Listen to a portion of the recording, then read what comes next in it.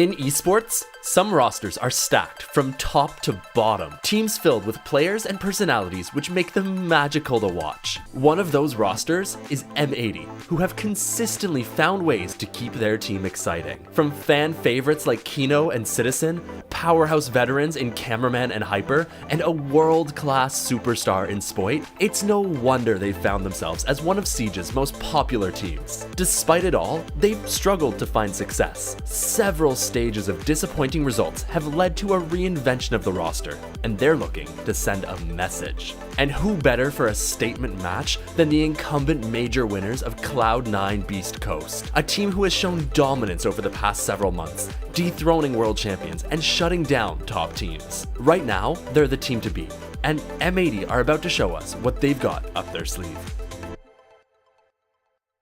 These videos are made possible by channel members. Become one of Hyber's helpers and get access to behind the scenes content, special channels in my Discord server, early access to videos, and the ability to get involved in the production of videos. Thank you to all channel members for your support, with a special shout out to Simon and Astro for their extra help acting out every scene. Making these videos has become an increasingly time-consuming endeavor, and it wouldn't be possible without them. If you feel like these videos are of value to you, consider becoming a channel member, and I hope you enjoy the video.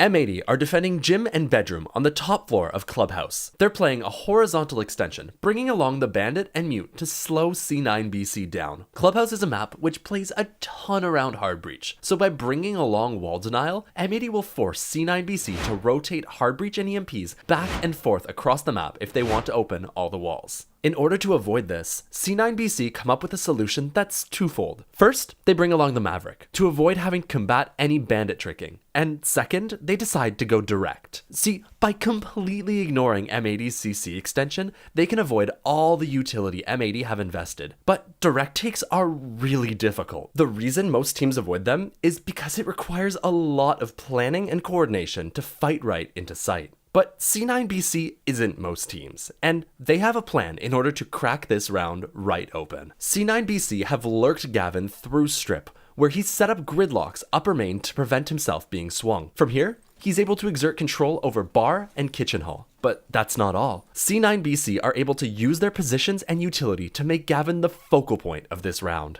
Before Gavin can walk up main, there's a few positions BC need to ensure aren't being played. First, top main, which is easily denied from the already open jacuzzi wall. Second is Logi, which is a little more complicated to clear. See, if Gavin were to walk up main while there were a player in Logi, he would have to turn his back to site in order to take that fight. This obviously wouldn't work, so BC come up with a genius solution to prevent the position. By sending Grim to the Logi hatch, he can shoot B's Logi door, scanning any player in that position. This gives Gavin everything he needs, and his team sets up Breach, Hatch, and Highway as he starts to make his play.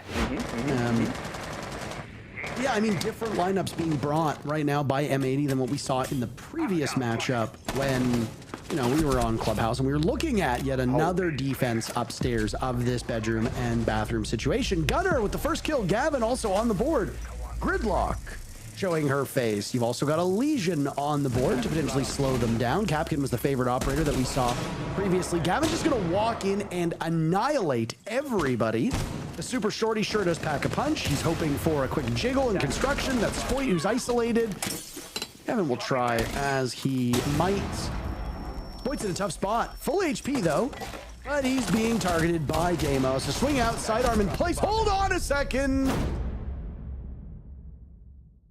M80 are playing a basement defense, with ops focused on a bunker setup. Their plan is to give C9BC the entire map, figuring they'll be able to win the round by stopping the attack at the choke point's church door, generator, and the kitchen drop. To enable this, they bring the Fenrir, whose minds make walking through the wrong doorway a death trap, and the Warden, who can use his ability to see through the flashes and smoke grenades the attack will use during their execute. Given M80 aren't extending, the attack is easily able to establish an entry across the main floor of the map and move quickly to set up and enable their execute. On this site, that work involves opening all the hatches, playing vert, and beginning to rotate into final positions. BC quickly open everything they need, and as they start to set themselves in their final positions, Hodden kills Hyper through a disgusting angle onto bottom main, and Gunner catches Spoit from a deep angle kitchen hatch. BC now have the openers, but it still isn't an easy attack. M80 have some strong angles they need to push through. So let's look at how they'll use their utility to slice up the setup. Flashing through Vert into Church allows Diffuser to drop Moto, which they pair with B's back generator to deny any player there. This forces the defenders back into Arsenal, where Gavin can hold their retake through blue while Gunnar locks down long. All this, paired with Spirits applying pressure on the kitchen hatch, means there's just one player in position to stop this push. Citizen is left all alone in Church, facing the brunt of the BC attack. Since he's Warden, he isn't blinded by the flash, but this still seems like a lot to ask. Excellent timing. They'll also get one onto Spoit, so maybe they don't need a ton of intel for the cut and thrust. Cameraman, the very first kill. Down onto Spirits, Citizen dies. It's all up to Kino and Cameraman. Make that just Cameraman. It's been 20 seconds since the first kill came out and the round is basically over. Cameraman trying to collect these kills, but right now they are impactless. Back to basement. M80 setup is mostly the same, minus a slight extension early round enabled by the Valk. Regardless, C9BC are once again extraordinarily efficient in their entry and begin busting open the defensive bunker before even the minute mark. Still, things are looking alright for M80. They manage to keep their members alive as they approach the execute, so C9BC decide to try something different. See, on a basement attack, there's a few different ideas for where teams will try to execute. The most common is likely the kitchen drop, where attackers attempt to plant just under the hatch. Last round, we saw a Church triple, where the bomb goes down behind this box, but C9BC are going to attempt a rarity, my favorite of all the basement executes. The pillar plant. By opening up this wall and tucking tight behind the pillar, attackers can plant while being only actively exposed to this angle from AKs. It feels incredibly exposed, but so long as attackers are able to deny retakes up the hallways from vert angles or bottom main, there isn't much the defense can do to stop it. But look at this. BC are adding an extra layer. They've conditioned M80 to expect triple attacks, and they set themselves up to feign the same thing again, all while the actual execute goes down in Arsenal. This is a stroke of genius out of them. Will M80 expect it? Spirits 1 and 4 is a bit unusual for a player who we see often taking over games, but go back to that best of 5 in Manchester, and boy oh boy, C9BC can really trade the lead. Hyper's Nitro Cell kills Diffuser, good enough for Paul's second kill. Spoit also on the board this round with the kill on the Spirits. All the while this is happening, great value as Hot and Cold gets Diffuser down, but it might be a Pyrrhic victory for this C9BC team. Gunnar will need to clutch up. Not a single kill to be had for C9BC just yet. Could it be a flawless round? No, Gunnar will stop it. There's a runaround from the mute. Gunnar with 2 big kills. He'll now have to go for the drop, and he's finished off by Citizen. What a hold out of M80. They locked down the choke points Church, achieving an overwhelming advantage within the round. Despite bomb going down, their dominance leads to an easy retake and a win in a round that seems stacked against them in every way.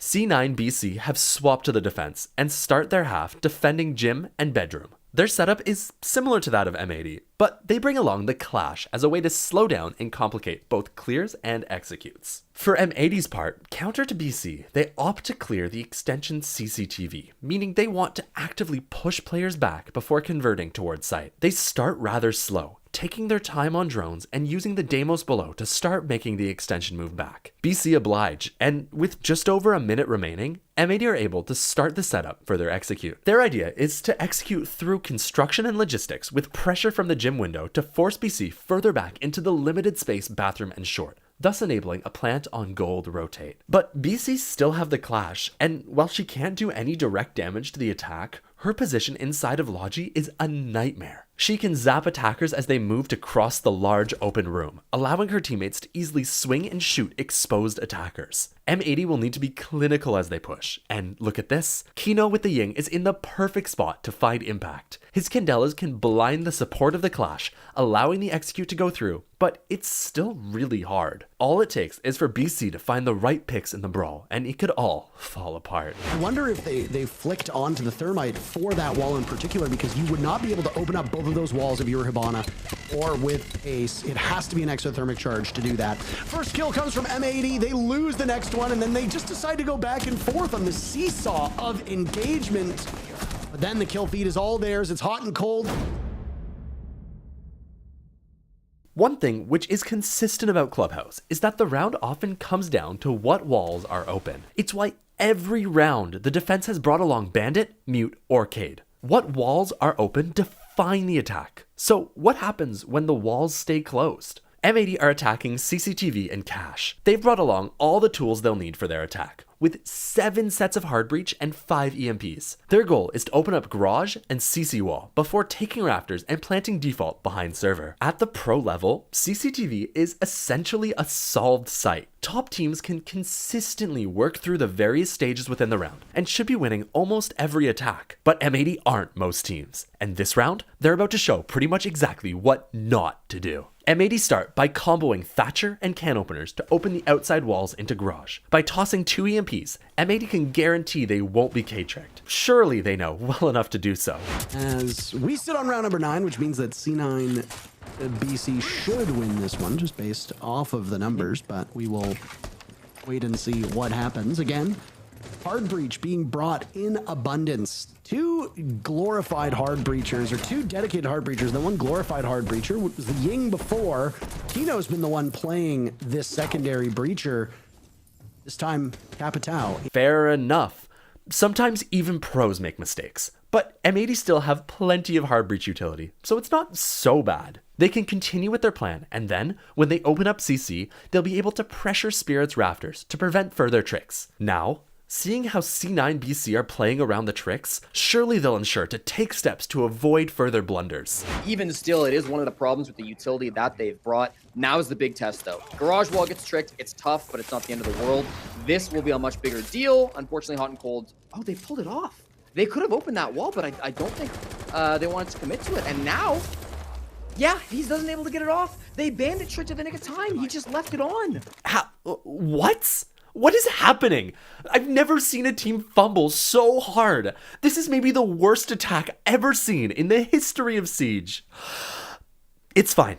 M80 have lost the round. It's a shutout for C9BC. M80 will have no option other than to flood through Con and up red. Their failure of an attack converted into an easy round win for C9BC. You recall, this was the site at which Diffuser got an ace. Just on the other side of the coin, he was attacking.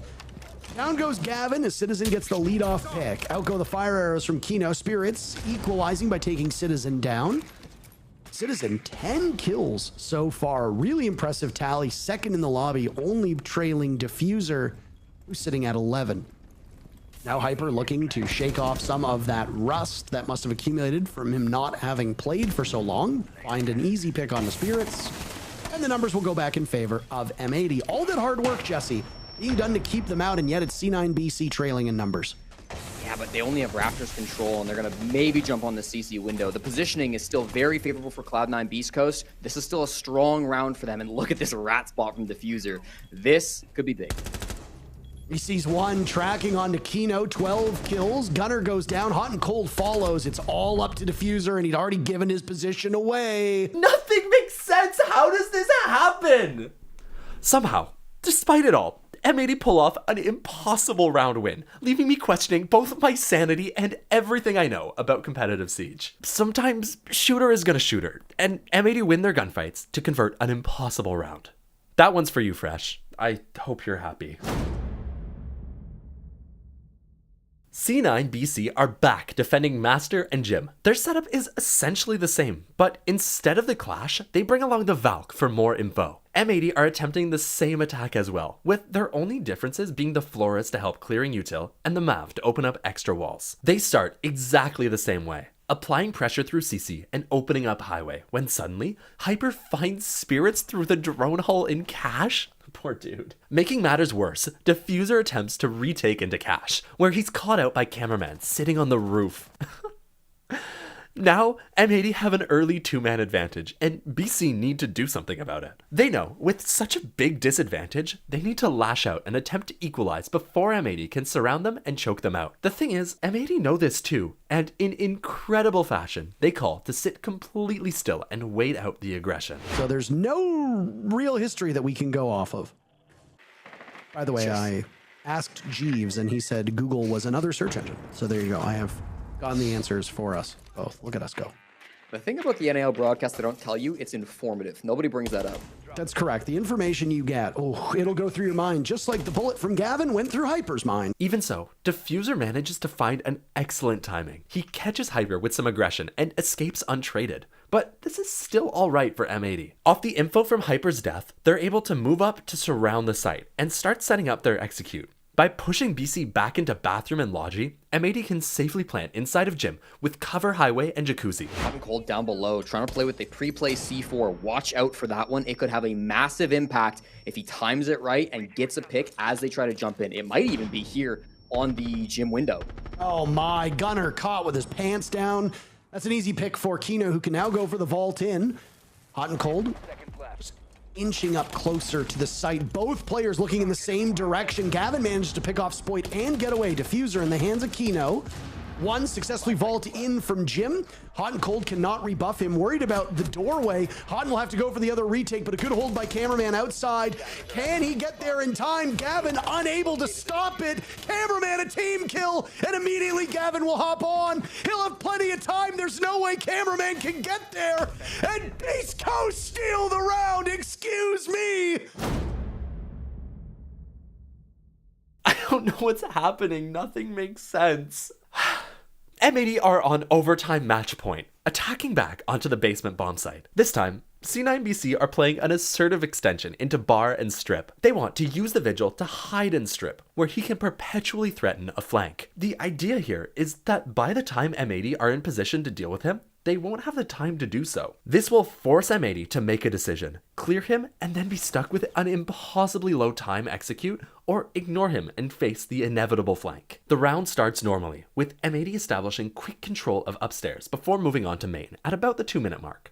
Here, they're confronted with the Vigil and strip, and they start formulating a plan to deal with him. Citizen holds his escape from pool, while Kino on the hatch up above prepares Candelas to flash him out. This is the risk BC take in this sort of isolated extension. If M80 get this right, they can quickly remove the threat, giving themselves an advantage as they move into their execute.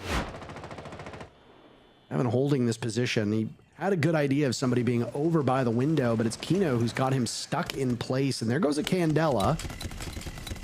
He spotted for a second. Kino just not able to do enough damage, but plenty of bullets to open up that wall. Gavin gets out, and now he can continue as a persistent threat. His best play at this point is simply staying alive, wasting further time and forcing M80 to continue to hold him to prevent any flank. Elsewhere, M80 starts setting their execute as best they can. Spoit finds Gunner getting aggressive on main, giving his team the advantage, but it's traded back by Houghton. Citizen, persistent watching flank, finds Gavin making a mistake, and suddenly M80 have an advantage. But the time is so low. Their execute needs to be flawless, and in an act of desperation, they go for a kitchen drop. This is going to be messy. Will arrive down the main stairs. Final 30 seconds of this execute for M80. Shaking in their boots. This is going to be very, very tight on time, and they do a good job of stopping some of this soft breach. But even still, they're going to rely only on the Banshees to slow this execute as it comes on in, and the man count just is not there. It's a desperate ego peek from Hot and Cold. Candelas will go. Kino will follow through the hatch. No targets in line of sight. Diffuser gone. It's Spirits to clutch out. Down goes Citizen to the Captain Trap. And suddenly Spirits could potentially retake from above. Cameraman will need to watch as the Diffuser has now been successfully planted. And Spirits will go for the suicide drop. He survives. But is he living on borrowed time? Trying to find out where these last two players from M80 are located to save his team's fortune in this matchup.